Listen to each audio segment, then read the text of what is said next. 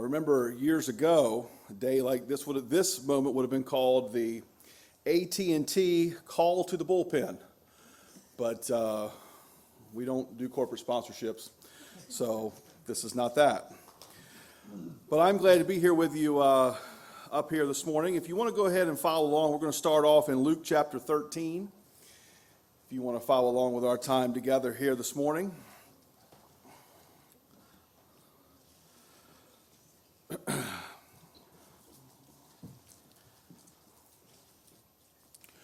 We're going to jump right in here to an episode in the life of Jesus, and we're going to look at a theme that he deals with here in the next two chapters. We're going to skip around a little bit in these chapters, but so if you just want to follow along in your Bibles, that would be great.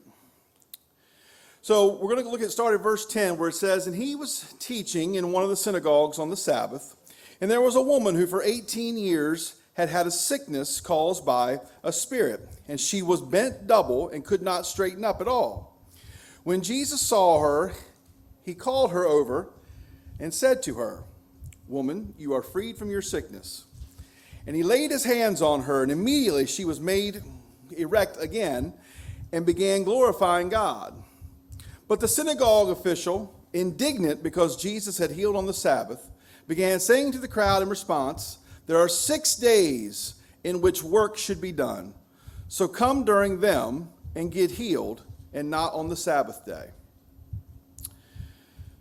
So here we have a situation where Jesus is challenging a tradition. Now, if you want to go check up on this in Deuteronomy chapter 5, you certainly can.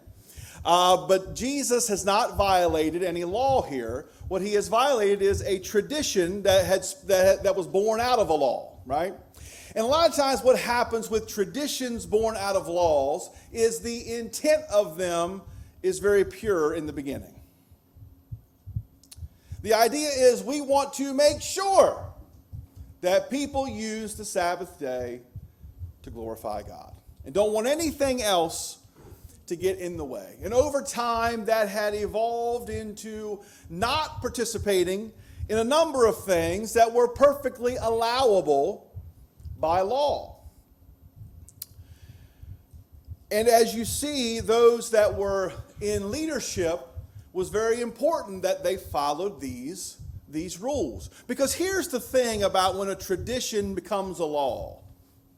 And I use law in quotes. Here's the thing when a tradition becomes something that we think is a real rule. There is no alert as to when that happens.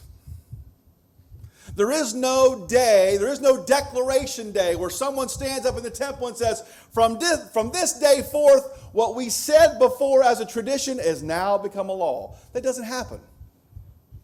It evolves in the minds of people over time. You don't know when it happens. You don't know how it happens. It becomes a lot of times often, why are we doing that? Because it's what we've always done. And because, why are we doing that? It's because it's what we've always done. Now, what we've always done must be what we have to do, according to God.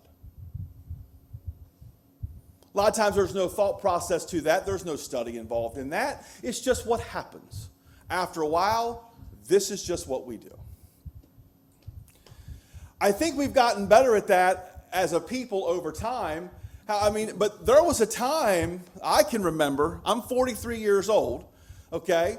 But I can remember in my lifetime, there being a time where it caught your attention if there was, 4 songs before the opening prayer instead of 3. Whoa, getting a little crazy. Getting a little crazy here, The Lord's Supper was not right in the middle. We had the sermon first and then the Lord's Supper. Oh boy, here we go. Getting crazy again. These kind of things, it just becomes what you expect. And the problem is, what you expect often becomes what you think is the way God wants it to be or the way he doesn't want it to be. And that is clearly what happens here. But if you notice, the one that became indignant, he doesn't talk to Jesus. Do you notice this?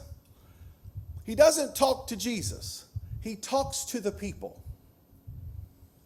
He's trying to convince the people. He's not going to Jesus and saying, you're wrong. He's going to everybody else and saying he's wrong. Why? Why? Why not confront Jesus directly? Why confront the people? Why? What do leaders need to be a leader? They've got to have somebody to follow them. A leader without a following is a drifter. Right? You've got to have people to come with you or you're not a leader.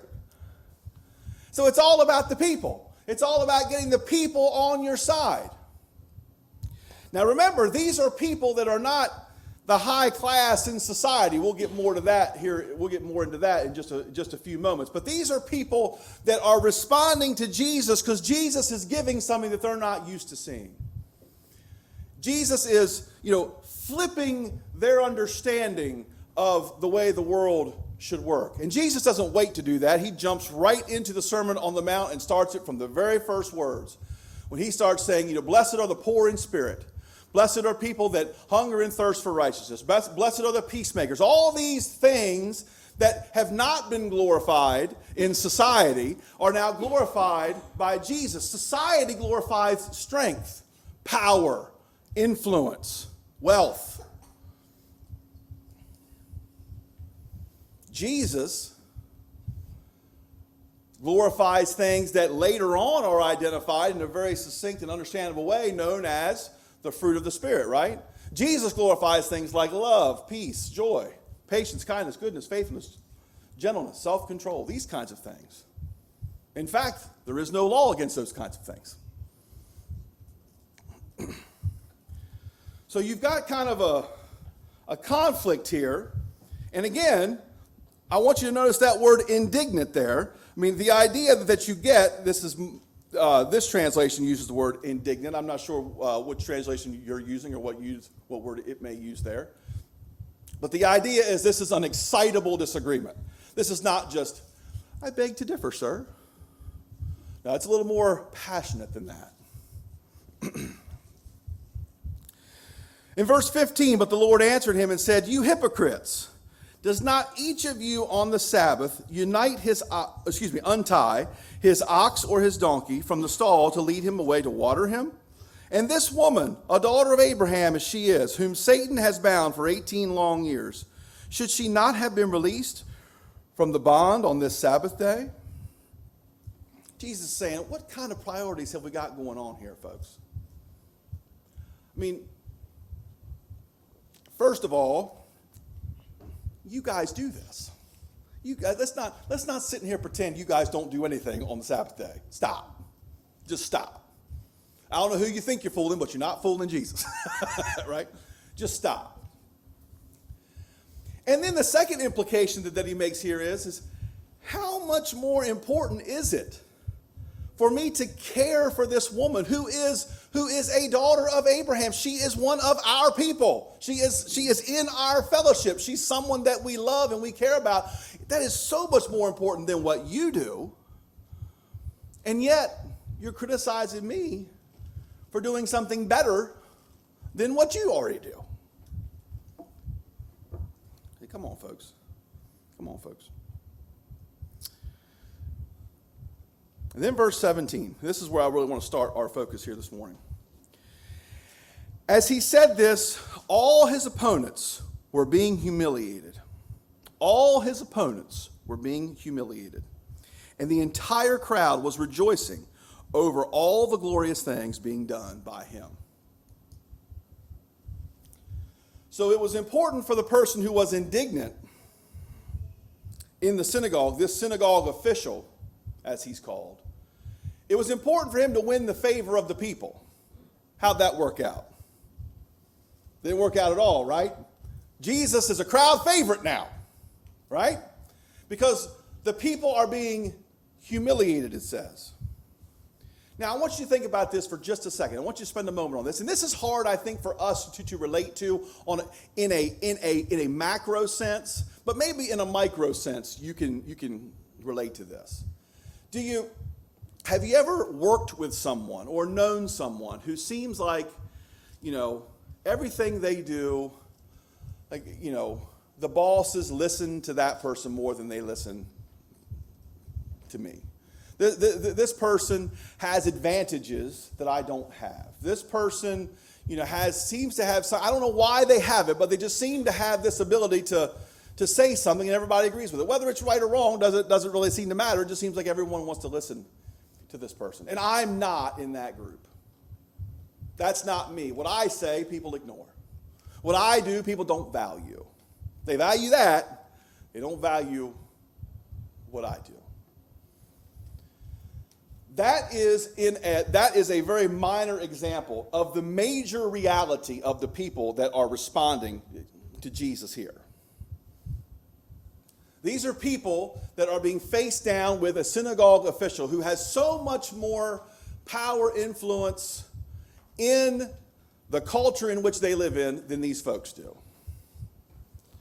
And it is exciting to watch Jesus embarrass them. They're finally getting what they deserve. That's right. Sit down. I'm with this guy. Okay? That's a natural feeling.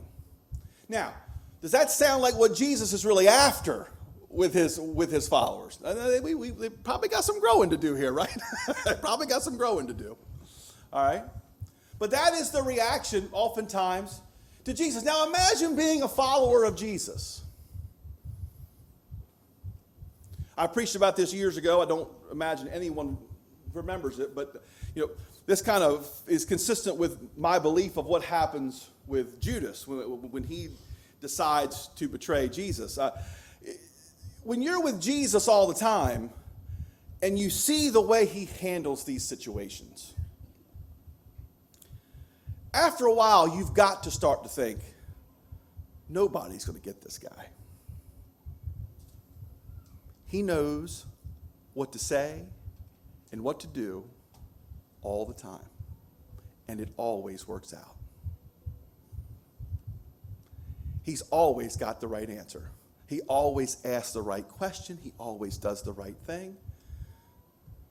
If I stick with him, it's going to be all right, which is true.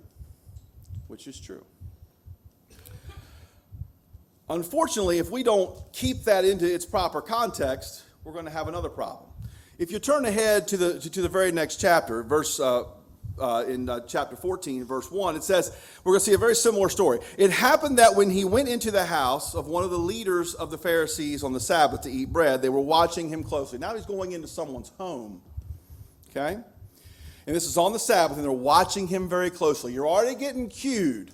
I wonder what's going to happen. Right? We're gonna keep our eyes on Jesus. We're gonna see how he messes up this time so we can try to catch him this time. He got us last time. He's got us every time so far, but we're gonna keep looking for stuff, right? And there in front of him was a man suffering from dropsy. And Jesus answered and spoke to the lawyers and Pharisees, saying, "Is it lawful to heal on the Sabbath or not?"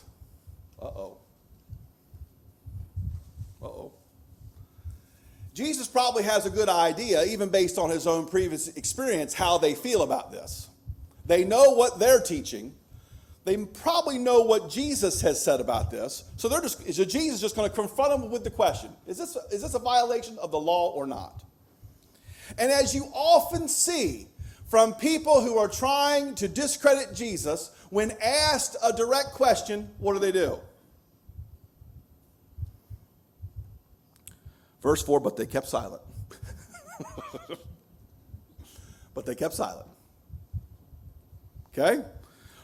If you're trying to get Jesus, this is probably the best strategy. Still doesn't necessarily work out, but it's probably better than saying something. What's that old phrase? This is not in the Bible, of course. What's that old phrase? Better people think you're an idiot than open your mouth and remove all doubt, something like that, right? It's probably this might be the genesis of that. I don't know. But anyway, but they kept silent. Verse 4, and he took hold of him and healed him and sent him away. And he said to them, which one of you will have a son or an ox fall into a well and will not immediately pull him out on the Sabbath day? And they could make no reply to this. So you see in verse 5, Jesus kind of has a common response to this question, which gives you the idea that we know this isn't the first time he's seen it. This may not even be the second time he's been questioned with this, right? Like he knows what he's going to say in these situations where he's questioned about healing on the Sabbath. mean, he has a consistent answer. Now, you see the translation there that says son. You can also, that word there can also be ox, which makes it exactly what's said in the previous chapter. But, that's for the translators. The idea is still the same. The idea that, there are things that you're going to do, things that you do on the Sabbath day already. But now we're going to get down to verse 7. And he began speaking a parable to the invited guests when he noticed how they had been picking out the places of honor at the table, saying to them, when you are invited by someone to a wedding feast, do not take the place of honor, for someone more distinguished than you may have been invited by him. And he who invited you both will come and say to you, give your place to this man. Then in disgrace you proceed to occupy the last place. But when you are invited, go and recline at the last place, so that when the one who has invited you comes, he may say to you, friend, move up higher. Then you will have honor in the sight of all who are at the table with you. For everyone who exalts himself will be humbled, and he who humbles himself will be exalted. This is really the great conundrum here in when people have a relationship with Jesus. You see this constantly. This idea of humility is weaved so deeply into the Bible, especially in the New Testament. The idea of humility. Why? Why? Well, I think if you really think this through and try to think about the experience of following Jesus, this does make sense. I'll tell you a practical story here in just a moment. That's not only practical, it's also true. But again, when you're with Jesus, he always knows what to say. He always knows what to do. And now I am a person that has been downtrodden in society my entire life. And not only have I been downtrodden, but my parents were downtrodden, and their parents were downtrodden, and their parents were downtrodden. At least that's maybe how they feel. The sick, the poor, the forgotten. Jesus always gives special attention and care and love to them because that's not their experience. Attention and care and love is not something that they're used to. They're used to being forgotten, being passed by. So Jesus gives them that love and attention, maybe for the first time. And they start to see him, and they start to believe in him, and they get really excited about him, and they love the idea that he is flipping everything on top of these people. These people that have been so mean and nasty and so snooty, they think they're better than everybody else, walk around, nose in the sky. He's showing them, and he is. He's showing them that they have to be humbled. But here's the trick. The people that follow him have to be humble too. Because what happens is you can get following Jesus, you can get so wrapped up into his glory, you start to maybe think that, I'm one of his people. Maybe that just makes me better than some of these people out here that aren't. Jesus is picking me. Maybe he's picking me because I'm better than them. Maybe I'm here today because I'm better than the people that aren't. Maybe I have a grasp of Scripture that they just can't handle. Maybe I have an understanding that is above them. Maybe, just maybe, I'm here because I'm the best. Maybe that's why. So when I go places, I deserve the seat of glory because I'm with Jesus. Because I'm his guy. I wear his name. I worship where we put his name on the front. That makes me better.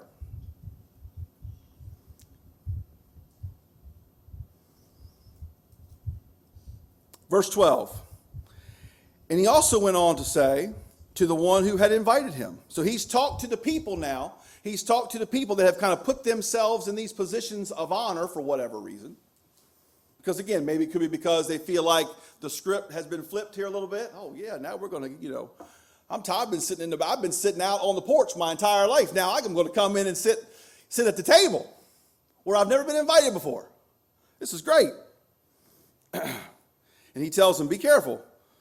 He says, you sit in the least place. And if someone wants you to sit there, then that's fine. But you wait for that. You need to humble yourself. Because of verse 11, for everyone who exalts himself will be humbled, and he who humbled himself will be exalted. Verse 12. And he also went on to say to the one who had invited. So now we're shifting our focus now. Jesus is talking to the people that are there. Now he's talking to the one who's hosting the party. And he says, when you give a luncheon or a dinner, do not invite your friends or your brothers or your relatives or rich neighbors. Otherwise, they may also invite you in return, and that will be your repayment. Anybody ever have friends that are, quote, good to have?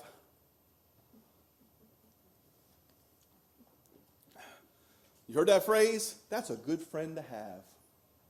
What does that mean? It means they can do something for you, right? It means it may at some point advantage you to be able to call on them. That's a good friend to have. Jesus says to him, don't invite those people that you think are going to pay you back later. That's not who I want you to invite. In verse 13, he says, but when you give a reception, invite the poor, the crippled, the lame, the blind, and you will be blessed, since they do not have the means to repay you. For you will be repaid at the resurrection of the righteous.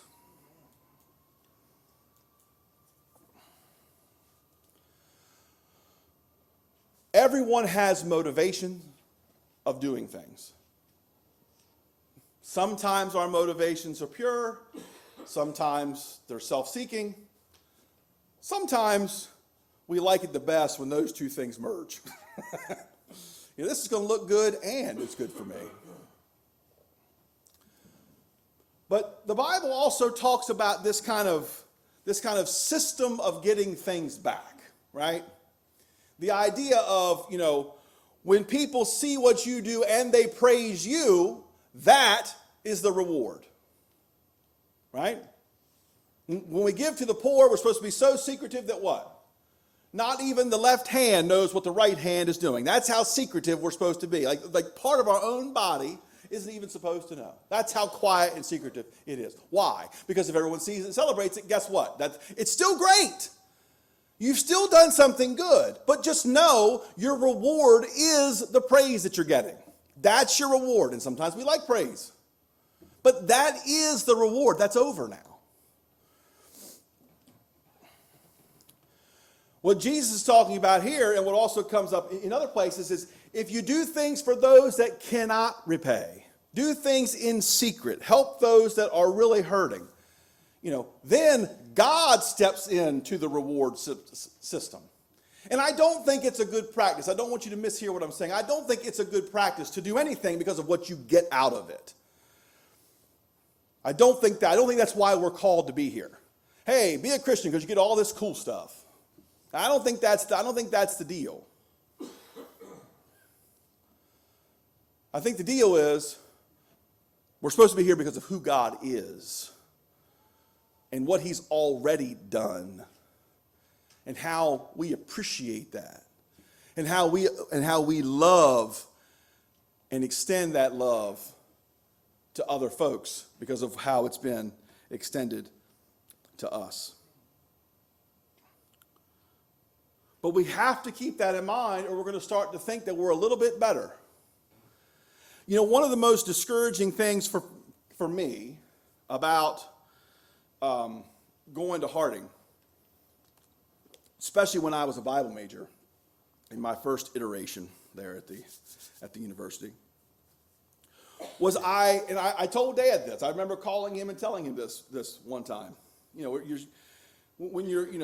You guys that have graduated from college or gone to college, you know how this works. You get to, especially when you go to a smaller college. You get to the point where when you're doing the work of your major, when you're taking the classes in whatever you're majoring in, you get to a certain point where that's all you're in class with for a while. And that happens for 2 years. You're in class with the same people all the time.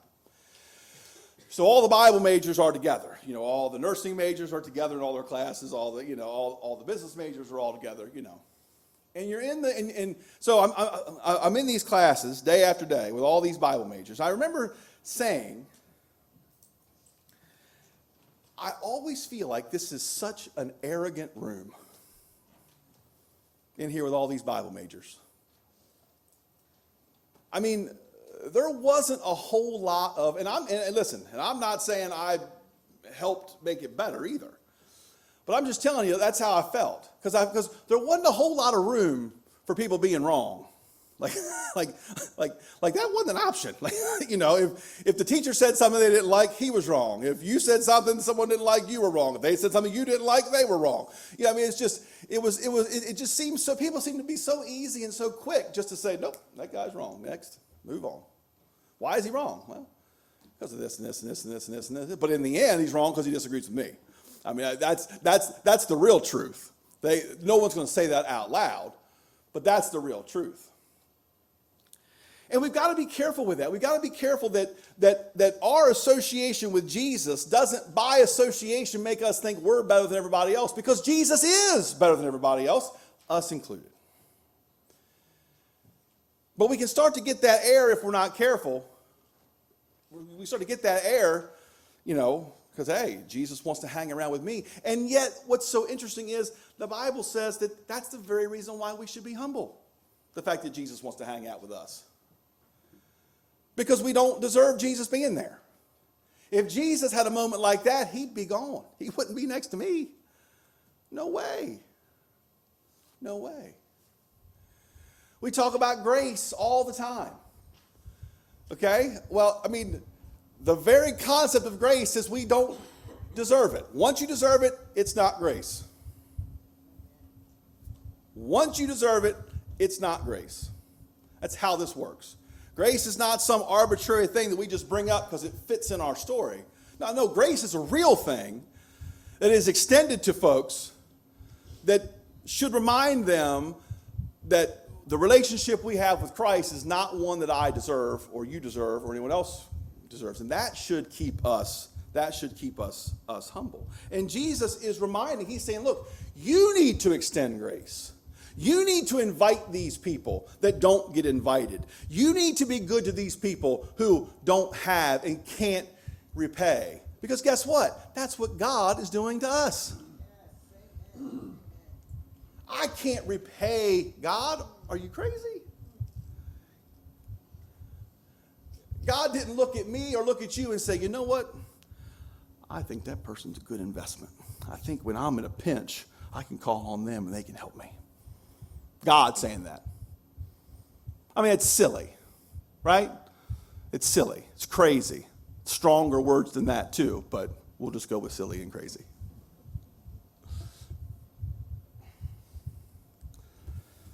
And Jesus is saying that's not how we go through life. That's not how we interact with people. We don't interact with people. We don't do things for people. We don't love people. We don't care for people. We don't serve people because of what they can turn around and give us back. We do it because we love. That's what happens. We're going to love and give, and we're not going to worry about whatever structure is in place that may tell us that we shouldn't do that. It is amazing to me that Jesus, we believe he's a really, really big deal. The biggest deal, right? He's the ultimate religious leader. Do you ever stop and think about the fact that his biggest obstacle in his life were religious leaders? And the implications that has? He never had a problem with the bum on the street. He had a problem with me and you. We were the ones that bucked up against him, not them, not the poor, not the sick, not the downtrodden. They weren't the problem. We won't do it. We won't. We won't. We will believe that work is not for us. That's for somebody else. There's a club for that. There's a social program for that. There's some people right down the street that'll help you with that. Not me. Not me. Somebody will.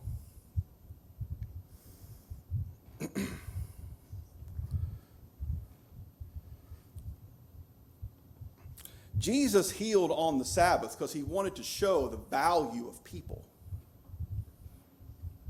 People that are hurting and in pain are more important than the rules that you're making up based on other rules. People are what matter. When you're having these, when you're having these celebrations, the people that can't, that's who matters. And that is not I guess I can only speak for myself. That is not a way that I naturally think. It's not. It's not. We have to change that mindset, keep our eyes fixed on Jesus, and be dedicated to looking more like him. This is certainly one way that we can do that. If this morning you're here and you need help from the congregation, you need to put on Christ and begin your walk with him, or you need any other prayers or encouragement, we invite you to express that by coming forward as we stand and sing.